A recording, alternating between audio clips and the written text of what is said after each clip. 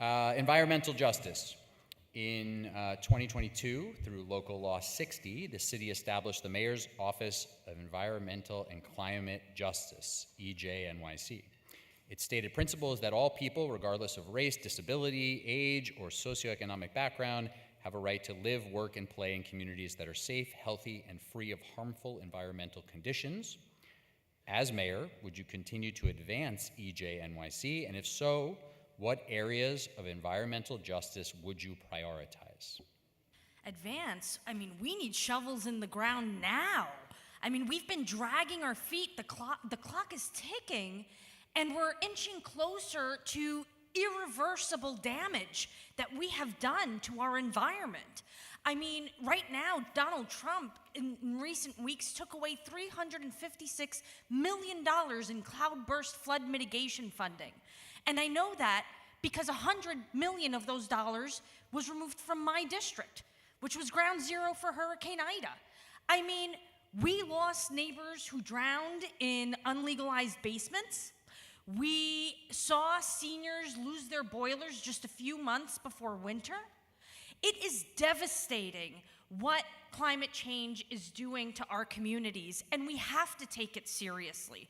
I dream of building a union climate economy. I've been funding the Cornell University Climate Jobs Institute through my role as chair of labor in the state Senate, and I've been really wanting to see us take wind power as seriously as we've been taking solar, really moving our systems towards geothermal opportunities at NYCHAs and other large developments. There is so much potential to create jobs if we address this crisis head on, get ahead of it, and make sure that we are providing even waterfront access and the infrastructure that we need in order to survive.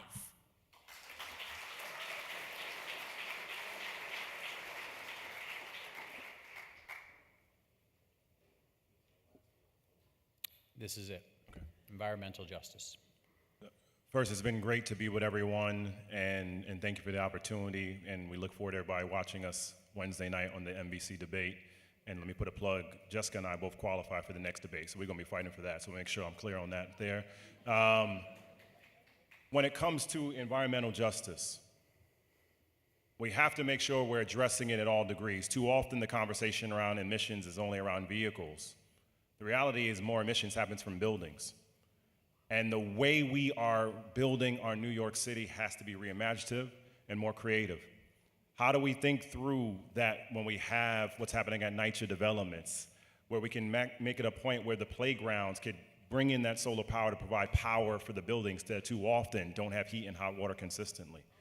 How do we think through, I heard her okay, I like that agreement right there. How do we think through that we actually create the next wave of jobs and green jobs for our communities? Because too often the EJ conversation is separated. But let's be clear, environmental justice is tied to the racial injustice that is regularly happening in our communities. Because over and over again, what is going on, whether it be through COVID, whether it be through Superstorm Sandy, whether it be what's happening in our communities, it's black and brown communities that are being hurt in very thoughtful and impactful ways and intentional ways.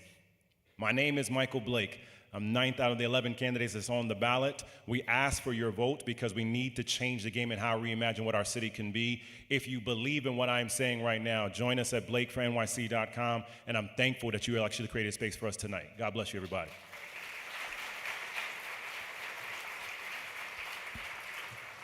New York City does almost nothing well.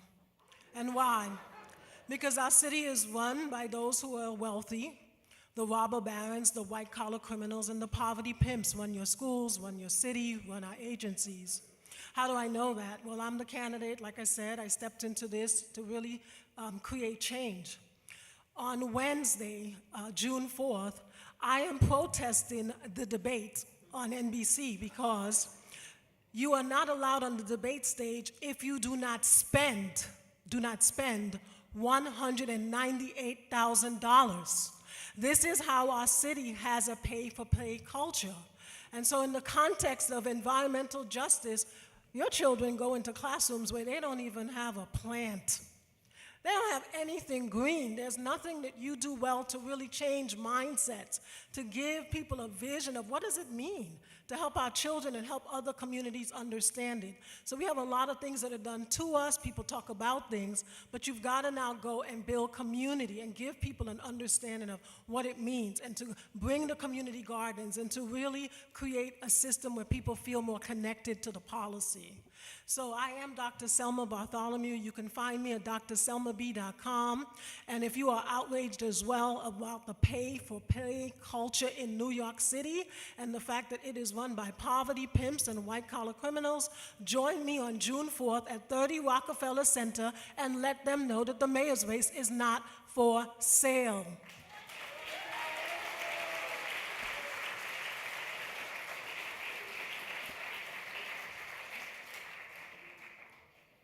Thank you for that, Doctor. I'm really proud to be from Flatbush, to have been born and raised in central Brooklyn. But part of the reason that I have been a lifelong asthmatic is because of the diesel-fueled 41 bus that went back and forth when I was growing up. EJ actually coming to life. A lot of New Yorkers that look like me have asthma and eczema. And we have not had the investments, the clarity of purpose to actually solve those problems. So I want to do a lot of things as mayor. Of course, we're going to advance the current office's work, but we got to electrify our school buses. We got to electrify our schools. We got to work on resiliency in this moment because the climate crisis is here right now.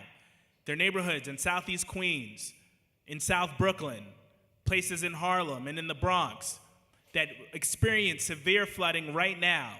So we have the opportunity for some capital investments in something very unsexy, our sewer system.